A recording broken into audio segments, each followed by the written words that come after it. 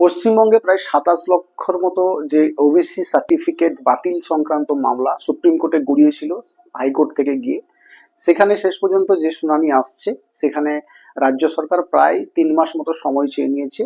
যে 27 লক্ষ লিস্ট তারা বানিয়েছিল বা যাদেরকে ওবিসি হিসেবে গণ্য করা হয়েছিল, সার্টিফিকেট দেওয়া হয়েছিল 2010 সালের পর, তাদের সেই লিস্ট আবার পুনর্বিবেচনা করবেন বা সার্ভে করবেন এবং 3 মাস পর তারা সেই রিপোর্ট আবার সুপ্রিম কোর্টে জমা করবেন এবং প্রায় 3 মাসের শেষে, জুলাই মাসের শেষের দিকে আবার শুনানি রয়েছে।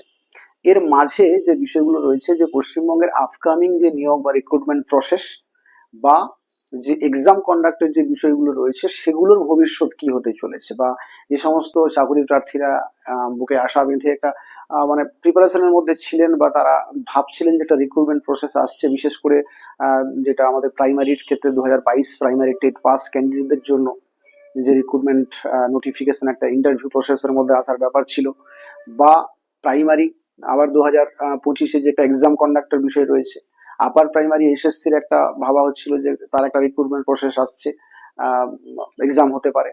আবার এসএসসি 9, 10, 11, 12 এর ক্ষেত্রে নোটিফিকেশন আসার একটা সুযোগ ছিল বা একটা সম্ভাবনা তৈরি হয়েছিল।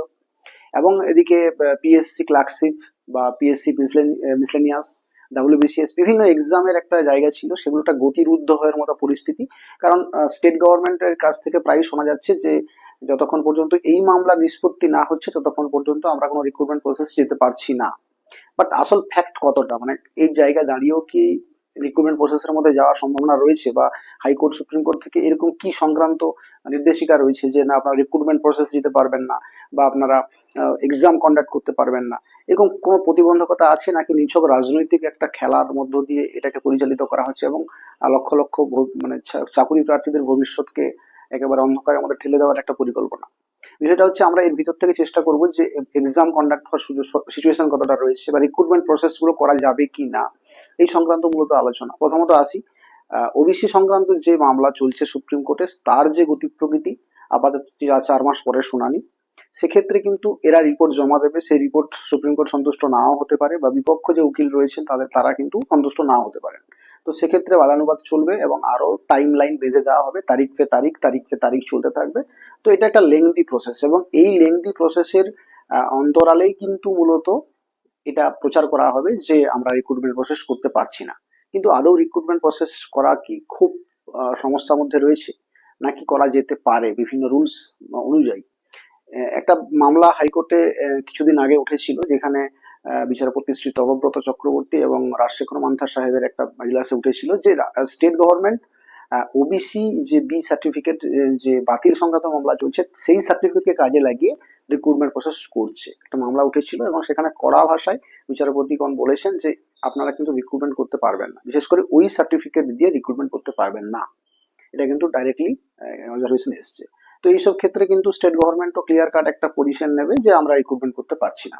কিন্তু প্রশ্ন হচ্ছে রিক্রুটমেন্ট করা যাবে কি না। যদি আমরা দেখি একটু, তাহলে প্রথমে যদি আমরা আসি যে পিএসসি মিসলেনিয়াস, পিএসসি যেটা ক্লার্কশিপের যে এক্সাম, তার কিন্তু এক্সামের একটা নোটিফিকেশন এসেছে এবং প্রায় মনে হয় সম্ভবত তাদের ফর্ম ফিল আপ প্রসেস চলছে। তো সেই জায়গায় দাঁড়িয়ে কিন্তু তাদের রিক্রুটমেন্ট করা যাবে কিনা বা এক্সাম নেওয়া যাবে কিনা, বা আমরা যদি 2022-এর যদি আমরা যারা ইন্টারভিউয়ার দেওয়ার জন্য যারা প্রস্তুতি নিচ্ছেন ইন্টারভিউর জন্য, 22 স্টেট প্রাইমারি টেট পাস যারা বা 23-এ হয়তো পাস করবে তাদেরকে দিয়ে, তো তাদের ক্ষেত্রে কি রিক্রুটমেন্ট প্রসেস করা যাবে? আমরা প্রথমে এই জায়গাটা আসছি, তারপরে আমরা আপার প্রাইমারি নিয়োগ বা এক্সাম নেওয়া যাবে কিনা, এসএসসি 9, 10, 11, 12 এক্সাম নেওয়া যেতে পারে কিনা সে বিষয়ে আসছি, একদম পয়েন্ট টু পয়েন্ট আলোচনা করবো। প্রথমে আসি যে মূলত যেটা 2022 প্রাইমারি টেট যে ইন্টারভিউ প্রসেস, সেখানে কিন্তু প্রসেসিং আসা যেতে পারে, অবশ্যই সেই জায়গা রয়েছে। কখনোই বলেনি হাইকোর্ট বা সুপ্রিম কোর্ট যে আপনারা নিয়োগ করতে পারবেন না, করতে পারবে। কিভাবে করতে পারবে সেটা হচ্ছে 2010 যে ওবিসি যে মূলত রুলস রয়েছে, যে 2010-এর আগে যাদেরকে ওবিসি সার্টিফিকেট মানে দেওয়া হয়েছে বা প্রদান করা হয়েছে, তাদের তো কোনো অবৈধতা নিয়ে কোনো প্রশ্ন চিহ্ন আসছে না। প্রশ্ন আসছে 2010-এর পরে যে সমস্ত ওবিসি বি বা কিছু জাতিকে অন্তর্ভুক্ত করা হয়েছে যারা ওবিসি বি হওয়ার যোগ্য নন, সেই সংক্রান্ত প্রশ্ন চিহ্ন আসছে। তাহলে 2010 রুলস অনুযায়ী কিন্তু নিয়োগ প্রসেস করতেই পারে এবং সেক্ষেত্রে কিন্তু যদি গভর্নমেন্টের সদিচ্ছা থাকে তাহলে কিন্তু করতে পারে। কারণ 2010-এর পরবর্তী যে ওবিসি সার্টিফিকেট দেওয়া হয়েছে তাদের অবৈধতার একটা প্রশ্ন চিহ্ন আসছে। তো তাদের জন্য কিছু সিট রিজার্ভ রেখে নিয়োগ প্রসেস কিন্তু কন্টিনিউ করা যেতে পারে। যেমন যেটা 2000 মূলত 23-এ যে রিক্রুটমেন্টটা হলো প্রাইমারিতে 17 ক্যান্ডিডেট থেকে 2017 ক্যান্ডিডেটকে দিয়ে, এবং কিছু 14 ক্যান্ডিডেট ছিল। তো সেক্ষেত্রে কিন্তু একটা 20-22 একটা যে ডিএলএডি ক্যান্ডিডেট তাদের জন্য সিট রিজার্ভ রাখা হয়েছিল, এরকম কিছু সিট কিন্তু রিজার্ভ ছিল। তো সিট রিজার্ভ রেখে কিন্তু নিয়োগ প্রসেস করা যেতে পারে। পরবর্তী সময় যদি তারা অবৈধ হন তাহলে তাদেরকে বাদ দিয়ে বাকি ওয়েটিং লিস্ট থেকে নিয়োগ করা যেতে পারে। তাহলে প্রশ্ন চিহ্ন কিন্তু থাকছে যে নিয়োগ করা যাবে। কিন্তু স্টেট গভর্নমেন্ট সেই পলিসি নেবে কিনা এটা একটা বড় প্রশ্ন চিহ্ন। কারণ নিয়োগ নিয়ে তাদের যে অন্যের কোর্টে বল ঠেলে দেওয়া সেই চিরাচরিত প্রথা তো রয়েছেই, আমরা সেটা শুনে আসছি, সেই ভাষণ আমরা বহুদিন ধরে শুনে আসছি। তো এটা একটা প্রসেস গেল। দ্বিতীয়ত হচ্ছে যে আপকামিং এক্সামগুলো যেগুলো রয়েছে, আপকামিং এক্সামগুলো আপার প্রাইমারি বলি বা এসএসসি 9, 10, 11, 12 বলি, যেগুলো ভোটের আগে একটা করার সিচুয়েশনের মধ্যে দাঁড়িয়েছিল, সেগুলো হবে কিনা? সেগুলো আমার মনে হয় অবশ্যই হবে। কারণ সেগুলোর ক্ষেত্রে কিন্তু এক্সাম প্রসেসিং করতে কোনো প্রবলেম নেই। হ্যাঁ, সেখানে এক্সাম পাস আউট করার ব্যাপারে অনেক সময় প্রাইমারি বা আপার প্রাইমারি একটা গ্রেস নাম্বার থাকে, যে ওবিসি বি বা ওবিসি যারা এসসি এসটি তাদের একটা যেটা রয়েছে মূলত যে সম্ভবত 80% না 85% তারা পাস করতে পারে, বাট জেনারেলদের জন্য 90%। তো সেক্ষেত্রে কিন্তু 85% সম্ভবত। তো সেক্ষেত্রে কিন্তু ওই গ্রেস নাম্বার একটা ব্যাপার রয়েছে, না হলে কিন্তু মানে তাদেরকে সেক্ষেত্রেও কিন্তু আপাতত এক্সাম প্রসেসিং যদি কন্টিনিউ করিয়ে নেওয়া যায়, তাহলে পরে রায় যখন আমার 5 মাস 6 মাস বা 1 বছর পরে আসবে, তখন সঙ্গে সঙ্গে আমি প্রসেসিং এ যেতে পারবো।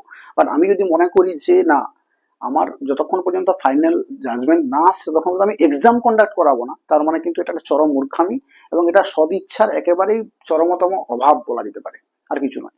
এক্সাম কন্ডাক্ট করা যেতে পারে, তুমি ডাটা নিতে পারো সবার কাছ থেকে, যে যে জাতিভুক্ত হোক না কেন, SC ST OBC A OBC B সবই। তারপরে যদি যারা অবৈধ হবেন তাদেরকে তুমি সেই সংরক্ষণের আওতায় রাখবে না, সেরকম ক্যাটাগরাইজড করে নেওয়া যাবে আফটার এক্সাম, আফটার রেজাল্ট আউটের সময়।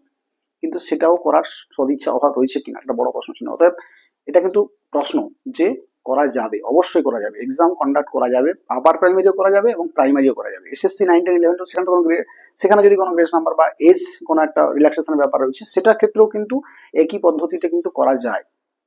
এখন প্রশ্ন হচ্ছে কেন করা করা যাবে কি করা যাবে না? করা যাবে অবশ্যই বললাম, কিন্তু এরা করবে কিনা? আমার মনে হয় অবশ্যই করবে। কারণ যেহেতু রিক্রুটমেন্ট প্রসেস অর্থাৎ ইন্টারভিউ বা টিচার ওরিয়েন্টেড যেগুলো আমি বলছি, সেগুলো যেহেতু বন্ধ রাখতে হচ্ছে, কারণ সেখানে কিন্তু ফাইনাল রিক্রুটমেন্টের ব্যাপার থাকছে। তো সেক্ষেত্রে আমি বললাম আগে যে সিট রিজার্ভ রেখে করা যেতেই পারে, কিন্তু এরা সিট রিজার্ভ রেখে করবে কিনা এটা একটা সন্দেহের ব্যাপার রয়েছে।